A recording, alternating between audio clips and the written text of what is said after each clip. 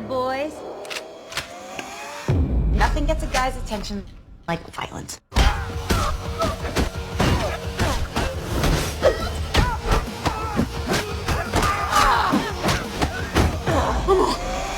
When you're looking at fight sequences, it's all about working to your strengths and advantages.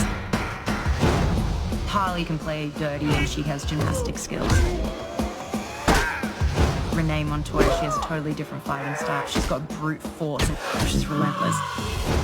Huntress obviously has her crossbow and is incredibly skilled in that regard. With Canary, I mean, she knows this neighborhood in and out and she obviously has an ace up her sleeve.